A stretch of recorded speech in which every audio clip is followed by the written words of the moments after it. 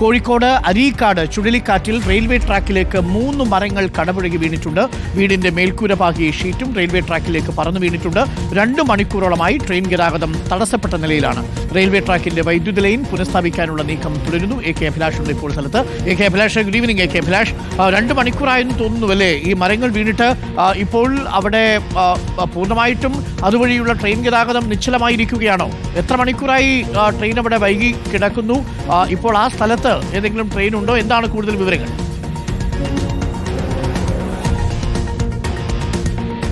Doctor Arun, ഏതാണ്ട് 6:50 വലിയ തരത്തിലുള്ള ചുഴലിക്കാറ്റും അതോടൊപ്പം തന്നെ ശക്തമായ കാറ്റും ഇവിടെ അടിച്ചത്. ഇതോടുകൂടി തന്നെ 2 മരങ്ങൾ കടപുഴകി റെയിൽവേ ട്രാക്കിലേക്ക് വീണു. അതോടൊപ്പം തന്നെ തൊട്ടടുത്തുള്ള വീടിന്റെ മേൽക്കൂര ഒന്നാകെ ഈ ട്രാക്കിലേക്ക് വീണിരിക്കുകയാണ്. നമുക്ക് എൻ്റെ പിന്നിൽ കാണാം, വലിയൊരു മേൽക്കൂരയാണ് ഇപ്പോൾ വീണ് ഈ റെയിൽവേ ട്രാക്കിന്റെ മുകളിലേക്ക് കടക്കുന്നത്. അതോടൊപ്പം തന്നെ 2 മരങ്ങൾ ഇപ്പോൾ ഏതാണ്ട് മുറിച്ചു മാറ്റുന്ന പ്രവർത്തികൾ നടക്കുന്നുണ്ട്. പക്ഷേ ഇപ്പോൾ പോലും ഇവിടെ ഗതാഗതം പുനഃസ്ഥാപിക്കാൻ കഴിഞ്ഞിട്ടില്ല. ഏതായാലും നേരത്തെ വന്നിരുന്ന ട്രെയിൻ, അതേ സമയത്ത് തന്നെ വന്നിരുന്ന ട്രെയിൻ ഉണ്ടായിരുന്നു, വേഗത്തിൽ തന്നെയായിരുന്നു വന്നിരുന്നത് എന്നാണ് നമുക്ക് മനസ്സിലാക്കാൻ കഴിയുന്നത്. ഏതായാലും ഇവിടെ ഈ ട്രാക്കിൽ ഇത് വീണ് വൈദ്യുതി ബന്ധം താറുമാറായതുകൊണ്ട് മാത്രമാണ് ആ ട്രെയിന് മുന്നോട്ട് വരാൻ കഴിയാതിരുന്നത്. അതോടുകൂടി തന്നെ ആ ട്രെയിൻ അവിടെ നിശ്ചലമായി എന്നാണ് നമുക്ക് അറിയാൻ കഴിയുന്നത്. അല്ലെങ്കിൽ വലിയൊരു അപകടത്തിലേക്ക്, ദുരന്തത്തിലേക്ക് തന്നെയായിരുന്നു പോവുക എന്നാണ് ഇവിടെയുള്ള ആളുകളും പറയുന്നത്. ഇതിൽ പ്രധാനമായും വലിയ തരത്തിൽ കാറ്റടിച്ചു, അപ്പോൾ മരങ്ങൾ വീണു, ട്രാക്കിലേക്ക് വീണു എന്നുള്ള കാര്യങ്ങൾ പറയുന്നുണ്ട്. ഏതായാലും റെയിൽവേയോട് നേരത്തെ തന്നെ ഇക്കാര്യങ്ങളൊക്കെ ഇവിടെയുള്ള ആളുകൾ സൂചിപ്പിച്ചിരുന്നു എന്നാണ് പറയുന്നത്. കാരണം ഈ മരങ്ങളൊക്കെ മുറിച്ചു മാറ്റേണ്ടതിൻ്റെ ആവശ്യകതയൊക്കെ ഉണ്ട് എന്നുള്ള കാര്യം റെയിൽവേ അറിയിച്ചിരുന്നു. പക്ഷേ ആ ഘട്ടത്തിൽ പോലും റെയിൽവേയുടെ ഭാഗത്ത് അനുകൂലമായ ഒരു തീരുമാനം ഉണ്ടായില്ല. അതുകൊണ്ട് തന്നെ ഈ മരങ്ങളൊന്നും മുറിച്ചു മാറ്റാൻ കഴിയാതിരുന്ന ഒരു സാഹചര്യം കൂടി ഉണ്ടായി. ഇപ്പോൾ ഏറ്റവും ഒടുവിൽ നമുക്ക് എന്താണ് അറിയാൻ സാധിക്കുന്നത്? എ കെ അഭിലാഷ്, എത്ര മണിക്കൂറിനുള്ളിൽ ട്രെയിൻ ഗതാഗതം പുനഃസ്ഥാപിക്കാൻ കഴിയും? ഏതായാലും ഇക്കാര്യത്തിൽ ഒരു സ്ഥിരീകരണം റെയിൽവേയുടെ ഭാഗത്തു നിന്ന് ഇല്ല. കാരണം ഒരു ട്രാക്ക് മുഴുവനായി ഇപ്പോഴും ഈ മേൽക്കൂര വീണ് കിടക്കുകയാണ്. മറുഭാഗത്തെ ട്രാക്കിലും അതോടൊപ്പം തന്നെ അതിൻ്റെ ഈ ഇലക്ട്രിസിറ്റി ബന്ധവും പുനഃസ്ഥാപിച്ചിട്ടുണ്ട്. പക്ഷേ ഈ ട്രാക്കിലൂടെ എപ്പോൾ ഈ ട്രെയിൻ കടത്തിവിടാൻ കഴിയുമെന്നുള്ള കാര്യത്തിൽ അവർ പറയുന്നില്ല. ഏതായാലും 2 മണിക്കൂറെങ്കിലും ഇനിയും വേണ്ടി വരുമെന്നുള്ളൊരു സൂചനകളാണ് അവരുടെ ഭാഗത്ത് വരുന്നത്. അതോടൊപ്പം തന്നെ ഈ ഒരു ഭാഗത്ത് ട്രെയിൻ പിടിച്ചിട്ടിരിക്കുന്നുണ്ട്. ആ ട്രെയിനും ഏതാണ്ട് 1.5 മണിക്കൂറോളമായി ഈ ഭാഗത്തുള്ളത്. അത് കോഴിക്കോട് ഭാഗത്തേക്ക് വരുന്ന ട്രാക്കിലാണുള്ളത്.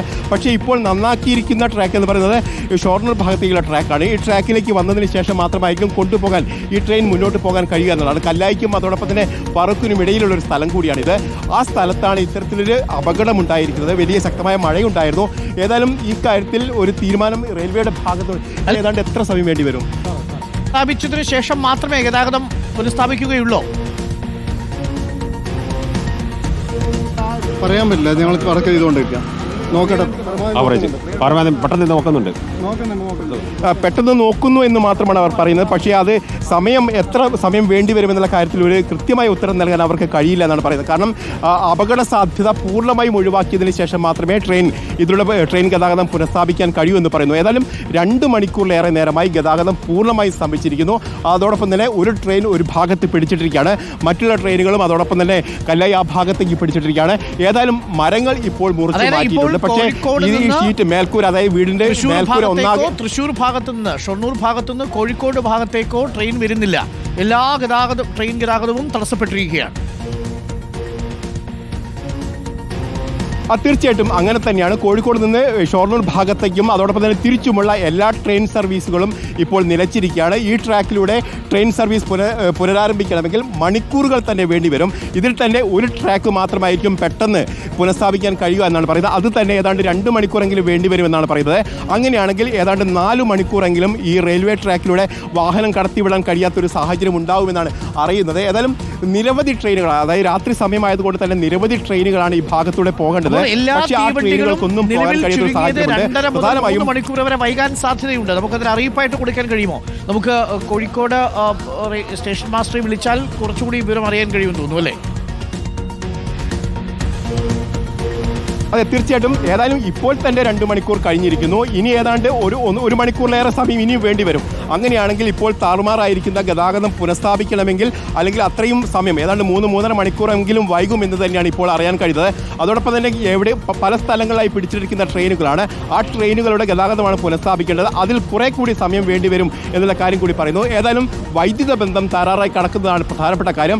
ഒരു ഭാഗത്തേത്, അതായത് ഷൊർണൂർ ഭാഗത്തേക്കുള്ള വൈദ്യുത ബന്ധം ഏതാണ്ട് പുനഃസ്ഥാപിക്കുന്ന പ്രവർത്തികൾ നടക്കുന്നുണ്ട്. പറയുന്നുണ്ട്. മറുഭാഗത്തേക്കുള്ള ഈ വൈദ്യുതി ബന്ധം പുനഃസ്ഥാപിക്കണമെങ്കിൽ ഇനിയും സമയം വേണ്ടിവരും എന്നുള്ള കാര്യം പറയുന്നു. അതോടൊപ്പം തന്നെ എത്ര സമയം വേണ്ടിവരും എന്നുള്ള കാര്യത്തിൽ ഇപ്പോഴും ഇവർക്ക് ഉറപ്പ് പറയാൻ കഴിയുന്നില്ല. ഇതിൽ വലിയ ഷീറ്റാണുള്ളത്, മെറ്റൽ ഷീറ്റാണ്. അത് മുറിച്ചു മാറ്റിയതിന് ശേഷം മാത്രമായിരിക്കും ഇവിടെ ഗതാഗതം പുനഃസ്ഥാപിക്കാൻ കഴിയുക എന്നാണ്. കാരണം വലിയ ഏതാണ്ട് ഒരു 400-500 സ്ക്വയർ ഫീറ്റോളമുള്ള ഷീറ്റാണ്. അത്രയും ഷീറ്റ് മുറിച്ചു മാറ്റിയാൽ മാത്രമേ ഇവിടെ രണ്ടാമത്തെ ട്രാക്കിലേക്കുള്ള ഗതാഗതം പുനഃസ്ഥാപിക്കാൻ കഴിയൂ. വലിയ ഗുരുതരമായ ഒരു സാഹചര്യം തന്നെയാണ് ഉള്ളത് എന്ന് വേണം പറയാൻ. അതോടൊപ്പം തന്നെ ട്രെയിൻ അടക്കമുള്ള പല ട്രെയിനുകളും പല സ്ഥലങ്ങളായി ഇപ്പോൾ പിടിച്ചിട്ടിരിക്കുകയാണ്. അരുൺ, നമുക്കിനി ഈ തീവണ്ടി യാത്രക്കാരുടെ ബുദ്ധിമുട്ടുകൾ കൂടി പ്രേക്ഷകരിലേക്ക് എത്തിക്കണം. റെയിൽവേ സ്റ്റേഷനിൽ നിന്നുള്ള പ്രതികരണം കൂടി നമുക്ക് എത്തിക്കാവുന്നതാണ്. ഏറ്റവും ഒടുവിൽ നമുക്ക് ലഭിക്കുന്ന വിവരം അനുസരിച്ച് 1 മണിക്കൂർ കൂടി ഒരുപക്ഷെ വൈകാനുള്ള സാധ്യതയുണ്ട്. അങ്ങനെയാണെങ്കിൽ തൃശ്ശൂർ ഷൊർണൂർ ഭാഗത്തു നിന്നെല്ലാം വടക്കോട്ട് പോകുന്ന, കോഴിക്കോട് കഴിഞ്ഞ് പോകുന്ന എല്ലാ തീവണ്ടികളും വൈകും. അതേപോലെ കോഴിക്കോട് ഭാഗത്തു നിന്നും തിരുവനന്തപുരം ഭാഗത്തേക്കും ഷൊർണൂർ ഭാഗത്തേക്കും വരുന്ന തീവണ്ടികളും വൈകാനുള്ള സാധ്യതയുണ്ട് എന്നാണ് ഇപ്പോൾ നമുക്ക് ലഭിക്കുന്ന വിവരം. 3-3.5 മണിക്കൂർ വൈകി ഓടാനാണ് സാധ്യത എന്നാണ് ഇപ്പോൾ ലഭിക്കുന്ന വിവരം. പണി നടക്കുന്നതേ ഉള്ളൂ. ഏകദേശം 2 മണിക്കൂർ പിന്നിട്ടിരിക്കുന്നു. കോഴിക്കോടിനും കല്ലായിക്കും ഇടയിലാണ് 3 മരങ്ങൾ റെയിൽവേ ട്രാക്കിലേക്ക് വീണ് വൈദ്യുതി ബന്ധം തകരാറിലാവുന്നതും തീവണ്ടി ഗതാഗതം തടസ്സപ്പെടുന്നതും.